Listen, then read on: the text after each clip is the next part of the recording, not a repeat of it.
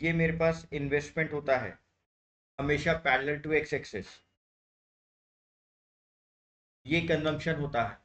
और मैंने आपको कहा था सी प्लस आई हमारे पास एग्रीगेट डिमांड होता है, तो एग्रीगेट डिमांड हमेशा इसके पैरेलल में आ जाता है। ये मेरे पास क्या है, एग्रीगेट डिमांड। तो ये देखो,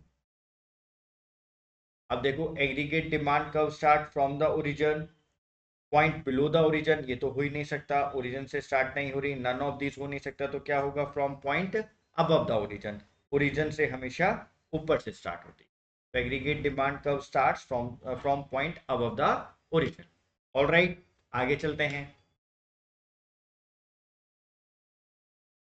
question number 5, break even point is achieved when, break even point कब आता है, कंजम्पशन सेविंग के इक्वल होती है, कंजम्पशन इन्वेस्टमेंट के इक्वल होती है, नेशनल इनकम इंक्रीज होती है कंजम्पशन से, या national income is equal to consumption होती है। जल्दी से देखो ब्रेक इवन पॉइंट कहाँ पर आता है। सर ब्रेक इवन पॉइंट वहां पर आता है जहां पर सेविंग्स जीरो होती हैं। तो ब्रेक इवन पॉइंट कहाँ पर आता है, जहां पर सेविंग्स जीरो होती हैं। तो इनकम क्या होता है, कंजम्पशन प्लस सेविंग्स। आप देखो जरा, अगर सेविंग्स को जीरो ले लिया जाए तो ब्रेक इवन पॉइंट कहाँ पर आ गया, जहां पर इनकम कंजम्पशन के इक्वल होती है। तो correct option is D, income is equal to consumption. Question number 6, average propensity to consume means, APC का क्या मतलब होता है। एपीसी को हम लोग क्या बोलते हैं, सर कंजम्पशन अपॉन में इनकम, मतलब इनकम का कितना प्रोपोर्शन आप कंज्यूम कर रहे हैं। Tendency of the consumer towards higher consumption, ratio of total consumption to total income, level of income at which consumption expenditure is equal to income, या additional income to be spent on consumption. तो जल्दी से बताएं, correct option is ratio of total consumption to total income, ये रहा इसका formula, consumption upon में income. Next question number 7, average propensity to save means, APS क्या होता था गाइस, सेविंग अपॉन में income, ratio of total savings to total income, कि जो टोटल सेविंग्स होती हैं उसकी टोटल इनकम के साथ जो रेशियो होती है उसको क्या कहा जाता है, एवरेज प्रोपेंसिटी टू सेव कहा जाता है। करेक्ट, क्लियर है यहाँ तक, आगे चलते हैं। बस जल्दी जल्दी सारे के सारे एमसीक्यू पढ़ते जाना, रिवाइज करते जाना, और आई होप आपके एग्जाम के अंदर बहुत सारे एमसीक्यूज यहाँ से आएंगे। Question number 8, equilibrium level of income, output and employment is viewed from which of the following approaches. हम लोग इनकम आउटपुट एम्प्लॉयमेंट का इक्विलिब्रियम किस अप्रोच में देखते हैं। AS is equal to AD, SI is equal to investment saving investment approach, ADS approach, both A and B, या none of the, sir both A and B. AD is equal to AS approach एक approach है equilibrium की, और saving investment approach एक approach है। तो साहब हम दोनों ही अप्रोचेस के अंदर इन तीनों के इक्विलिब्रियम की बात करते हैं। Question number 9, aggregate demand curve is a positively slope curve, negatively slope curve नहीं होता, वर्टिकल पैरेलल भी नहीं होता, वह एक्स हॉरिजॉन्टल भी नहीं होता, पॉजिटिवली स्लोप कर्व होता है। अभी हम लोगों ने देखा aggregate demand curve positively slope curve होता। करेक्ट, आगे चलते हैं। Question number 10, what does C upon Y indicate, C upon Y क्या होता है, जल्दी से बताओ। सर एपीसी होता है। APS is equal to saving upon में income. Which of the following is correct, जल्दी से बताओ, मैंने आपको रिलेशन बताया था, आपको डेरिवेशन भी करके बताया था। MPC plus MPS is equal to 1, 1 minus MPC is equal to MPS, 1 minus MPS is equal to MPC, all of this सब बिल्कुल ठीक है। आपने हमें रिलेशन बताया तो था, एमपीसी और एमपीएस का टोटल हमेशा 1 के इक्वल होता है। तो ये भी करेक्ट है, ये भी करेक्ट है, और ये भी करेक्ट है। यानी करेक्ट आंसर क्या है हमारे पास 12th का D, all of this. MPC expresses, MPC क्या होता था जल्दी बताओ, डेल्टा सी अपॉन में delta Y, change in consumption upon में change in income, change in consumption divided by change in income, delta C upon में delta Y.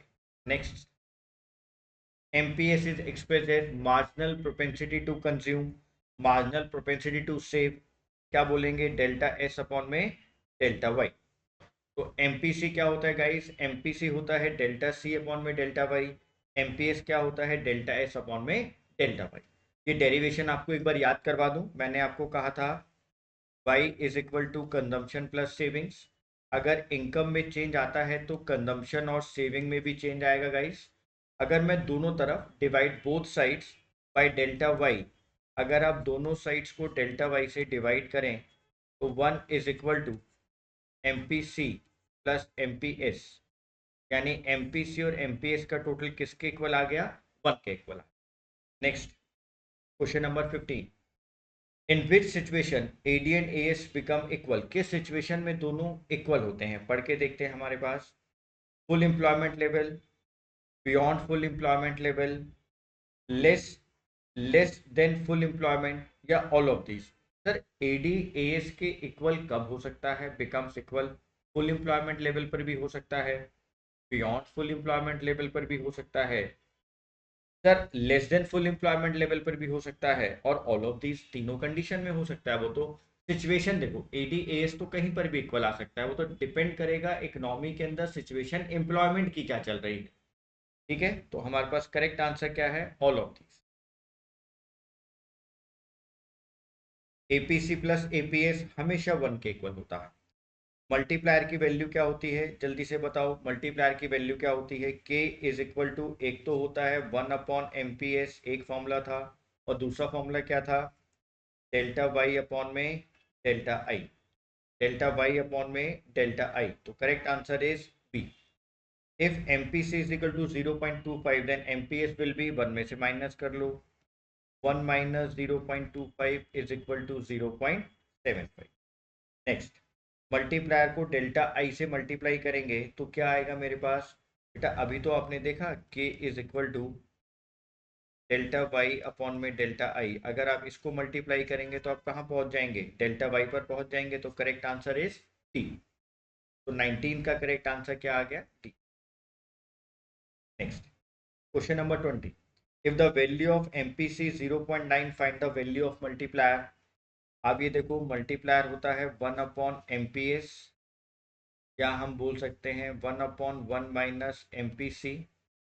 तो one upon one minus 0.9, one upon 0.1, जल्दी से solve करो। Multiplier की value क्या आ जाएगी? 10। Multiplier आ गया 10। Next, if M P S is equal to one, calculate the value of multiplier. Multiplier is equal to one upon one, multiplier is equal to one upon one, answer कितना आ गया? One. Correct answer is A. Relation between MPC and multiplier, आप बताओ MPC और multiplier में क्या relation होता है? जल्दी से बताओ, मैंने आपको याद करवाया था, डायरेक्ट होता है, नेगेटिव होता है, प्रोपोर्शनल होता है, कोई रिलेशन नहीं होता। जल्दी जल्दी फटाफट बताएंगे बच्चे। जितना ज़्यादा एमपीसी उतना ज़्यादा मल्टीप्लायर, याद करवाया था मैंने वर्किंग ऑफ मल्टीप्लायर में कि कंजम्पशन जितना ज़्यादा इकोनॉमी के अंदर होगा उतना ज़्यादा मल्टीप्लायर की वैल्यू होगी। तो correct answer is A, direct relation होता है। The value of MPC will be one if, MPC की वैल्यू वन आ सकती है अगर डेल्टा एस डेल्टा वाई के इक्वल हो, सी वाई के इक्वल हो, डेल्टा सी डेल्टा वाई के इक्वल हो, या नन ऑफ दिस। सर आप ये देखो ना, हमारे पास एमपीसी जो होता है उसकी वैल्यू होती है डेल्टा सी अपॉन में डेल्टा वाई। हमारे को एमपीसी की वैल्यू को वन करना है कि एमपीसी वन हो जाए। तो आपको क्या याद रखना है कि अगर एमपीसी की वैल्यू वन हो रही है तो इसका मतलब इन दोनों की वैल्यू प्रोपोर्शनली इक्वल होनी चाहिए। मतलब अगर डेल्टा सी भी 100 है तो डेल्टा वाई भी 100 होगा, तो ये वन हो जाएगा। यानी दोनों चीज़ें 23rd में सी ऑप्शन, डेल्टा सी और डेल्टा वाई अगर सेम है तो एमपीसी की वैल्यू क्या आ जाएगी? वन आ जाएगी। Next question number 24, if disposable income is rupees 100 and consumption expenditure is 80, find out APS। अरे सर बहुत आसान है, 80 अपॉन 100, कितना आंसर आ गया? सी ऑप्शन आ गया। जल्दी से देखो, 0.8। नहीं सॉरी, हमसे एपीएस पूछा गया है, यहाँ कंजम्पशन दिया, यहाँ कंजम्पशन दिया है, एपीएस पूछा गया है। एपीएस होता है सेविंग अपॉन में इनकम, तो कंजम्पशन दिया है 100 में से 80 माइनस करो तो सेविंग्स 20 आ गया गाइस। 20/100, आंसर कितना आ गया? 0.24 का करेक्ट आंसर 0.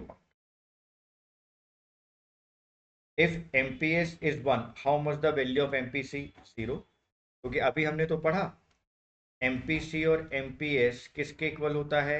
1 के इक्वल होता है. अगर एमपीएस की वैल्यू 0 आ रही है तो एमपीसी की वैल्यू क्या होगी? 1 होगी ना. 1 - 1 ये 0 आ जाएगा. MPC is 0. एमपीएस अगर 1 हो गया तो एमपीसी की value 0. If MPS is 1 and increase in national income is rupees 500 crore, calculate the increase in investment. अरे सर बड़ा आसान है. मल्टीप्लायर होता है 1/MPS, तो ये हो गया 1/1. मल्टीप्लायर की वैल्यू 1 आ रही है. अभी हमने एक फॉर्मूला और बताया था, multiplier is equal to delta Y upon में डेल्टा आई. क्रॉस मल्टीप्लाई करो. नेशनल इनकम 500 करोड़ दी है, 500 करोड़ अपॉन में डेल्टा आई. मल्टीप्लायर 1 है, क्रॉस मल्टीप्लाई करो. Correct answer is A, 500 crore. Cross multiply करो. डेल्टा आई की वैल्यू कितनी आ गई? 500 crore. Next question number 27. At equilibrium level C is equal to I, AD is equal to S, S is equal to I, C is equal to S. Saving is equal to investment. हमने ये approach पढ़ी हुई. Aggregate demand refers to, जल्दी से बताओ, जल्दी से definition याद कर लो. Aggregate demand refers to total demand of all the consumer in the economy, total demand of all the producer in the economy, total demand for final goods and services in an economy during a year, total demand for consumption export in the economy. Sir, correct answer is C. Aggregate demand is the total demand for final goods and services in an economy during a year. Correct. Next question. Which one is not the component of aggregate supply? क्या चीज aggregate supply नहीं है? Rent, interest and profit, wages या investment? जल्दी से बताओ बेटा, aggregate supply क्या नहीं है? मैंने आपको याद करवा रखा है. which one is not the component, which one is not the component of the aggregate supply? Sir wages तो होगा, रेंट भी होगा, इंटरेस्ट एंड प्रॉफिट भी होगा. सर इन्वेस्टमेंट नहीं होगा. इन्वेस्टमेंट तो एग्रीगेट डिमांड की पार्ट है. तो correct answer is D. Correct option है students option D. MPC is always positive, can be equal to 0. MPC की प्रॉपर्टीज आ गई है. यहाँ पर वो एमपीसी की प्रॉपर्टीज पूछ रहा है. याद है आप लोगों को नोट्स में लिखवा रखा है प्रॉपर्टीज और इंपॉर्टेंट पॉइंट.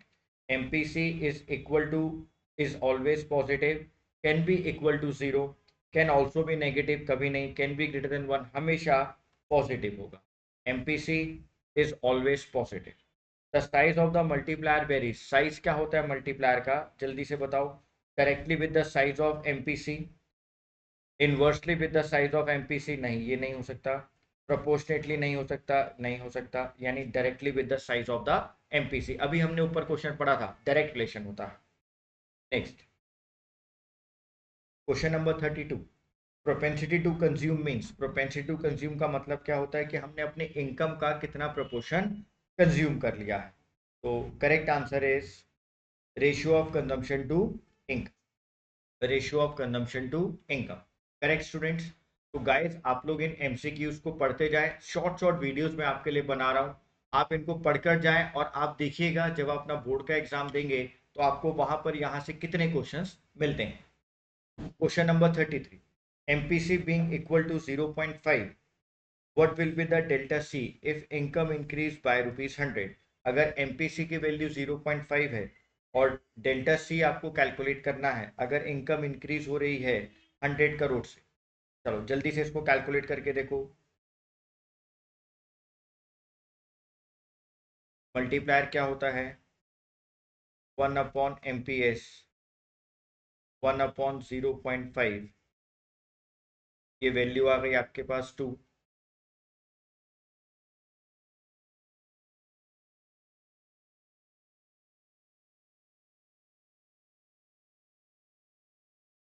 आपकी इनकम इंक्रीज हो रही है 100 से. मल्टीप्लायर आपके पास आ रहा है 2. मल्टीप्लायर का एक और फॉर्मूला हम लोगों ने पढ़ा हुआ है. क्या पढ़ा हुआ है? डेल्टा वाई अपॉन में डेल्टा आई। अब आप जल्दी से देखो, मल्टीप्लायर की वैल्यू 2 आ रही है, इंक्रीज इन इनकम 100 आ रहा है, change in investment 2 delta I is equal to 100, delta I is equal to 100 upon में 2, 50। Correct answer is 50। What will be the delta C, मतलब कंजम्पशन में कितना चेंज है, इन्वेस्टमेंट में कितना चेंज है सर, 50 का change. Next, propensity to save means, propensity to save हम किसको बोलेंगे, ratio of saving to rate of saving to income, rate of saving to income. If MPS is 0.6, what will be delta S when income increase by ₹100। Same concept है, क्या 60 होगा, 50 होगा, 40 होगा या 70 होगा, जल्दी से देखें। ठीक है, मैं आपको ये होमवर्क में दे देता हूँ, आप इसको कैलकुलेट करें, नहीं आएगा तो आप मुझसे पूछें। On account of injection and withdrawals equilibrium level of income undergoes. अगर इकोनॉमी में इंजेक्शंस होते हैं या विड्रॉल्स होते हैं तो इक्विलिब्रियम लेवल ऑफ इनकम क्या होता है, शिफ्ट होता है, नो शिफ्ट, डिस्पर्सल या नो चेंज, सर शिफ्ट होता है, 100% शिफ्ट होगा। अगर इंजेक्शन या विड्रॉल्स होंगे तो इक्विलिब्रियम लेवल शिफ्ट होता है। अभी हमने यहाँ पे 36 क्वेश्चंस आपके साथ डिस्कस करे। आप लोग इस वीडियो को बार बार देखें, 10-15 मिनट की वीडियो है और आपका पूरा chapter revise. Bye guys, I hope आप लोग सारी वीडियोस देख रहे हैं, अपने फ्रेंड्स के साथ शेयर भी करें। अगर आप चैनल पर नहीं हैं तो चैनल को सब्सक्राइब भी करें। Bye students.